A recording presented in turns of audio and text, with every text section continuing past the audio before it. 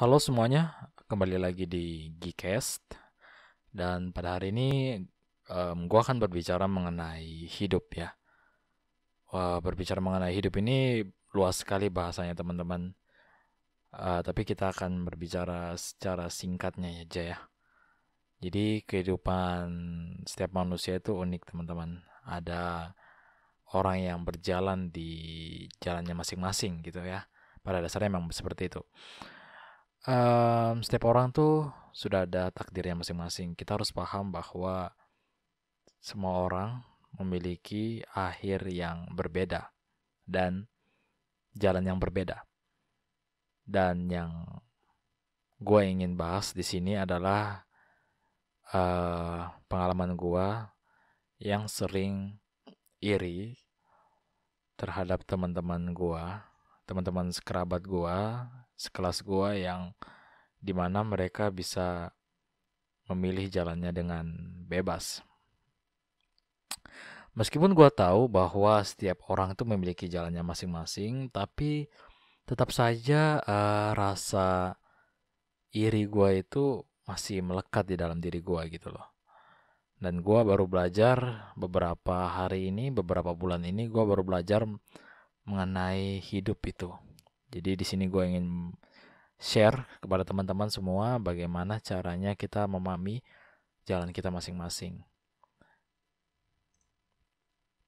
Masing-masing dari kita ini unik teman-teman. Itulah kenapa kehidupan itu tidak ada yang sama. Semua orang berjalan di masing-masing jalan mereka. Ada orang yang ingin menjadi kaya, misalnya. Ada orang yang ingin menjadi um, presiden. Dan ada mungkin orang yang ingin sekolah di luar negeri gitu. Dan kita harus paham bahwa semuanya itu berbeda. Dan akhirnya pun berbeda. Terkadang kita tuh sering membedakan diri kita dengan orang lain tanpa memikiri apa sebenarnya tujuan yang saat ini kita sedang kerjakan. Jadi kita harus memahami dulu sebenarnya gue ini apa sih gitu. Gue itu mau hidup yang seperti apa?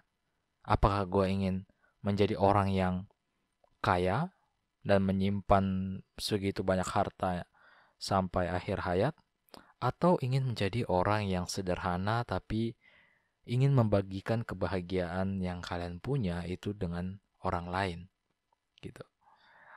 Jadi gue punya seorang kakak ya, jadi dia seorang kakak yang banyak sekali mengajarkan kehidupan kehidupan sama-sama gue.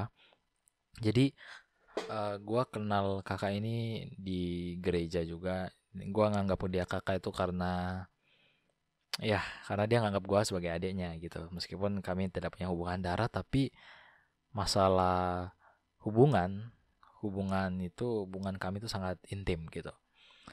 Jadi gue belajar banyak dari kakak gue. Dia dia orangnya benar-benar orang yang kuat. Dia orangnya benar-benar yang self love-nya itu kuat banget gitu kan. Self love-nya itu tinggi banget. Jadi gue belajar dari situ. Gue melihat bagaimana dia menjalani hidup-hidupnya. Dia tidak pernah membanding-bandingkan hidupnya dengan orang lain ataupun membanding-bandingkan jalannya gitu. Justru gue di sini yang sering curhat ke dia masalah hidup gue.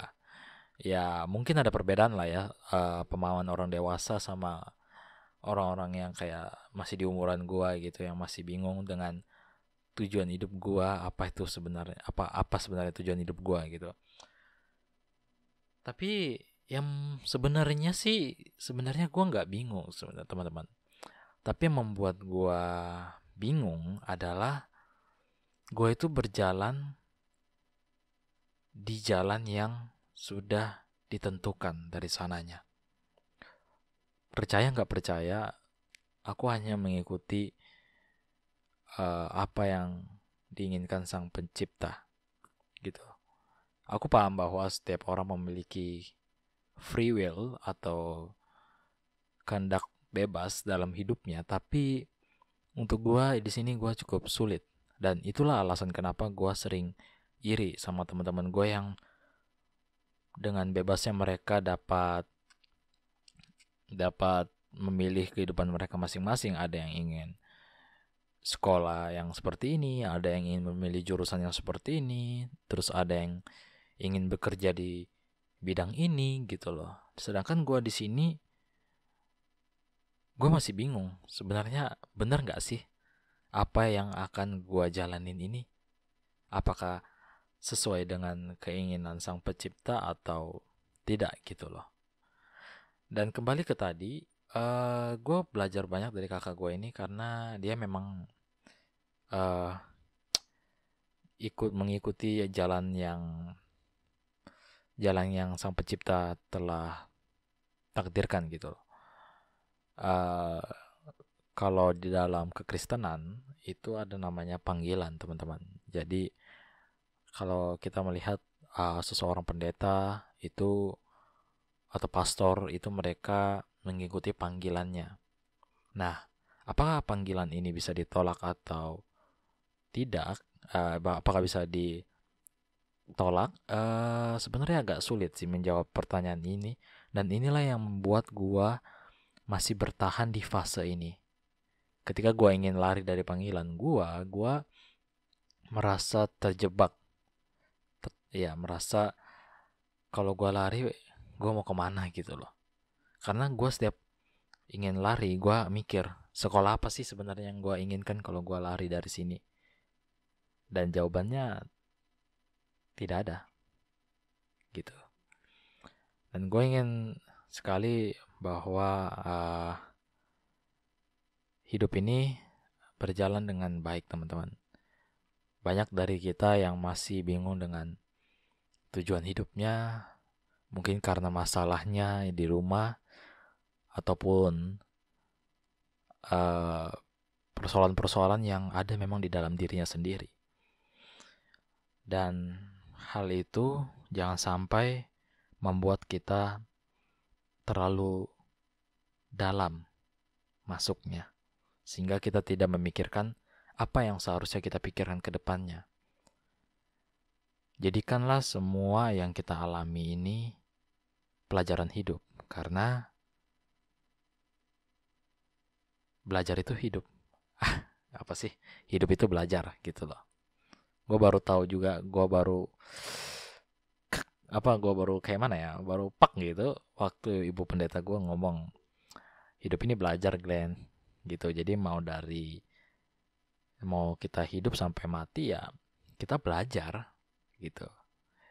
Di situ gue merenungkan bahwa oh iya ya, berarti apa yang gue alamin di masa lalu jangan sampai membuat itu gue terlalu larut, terlalu dalam, sehingga gue tidak bisa keluar dari situ, sehingga gue tertekan hanya karena masa lalu gue.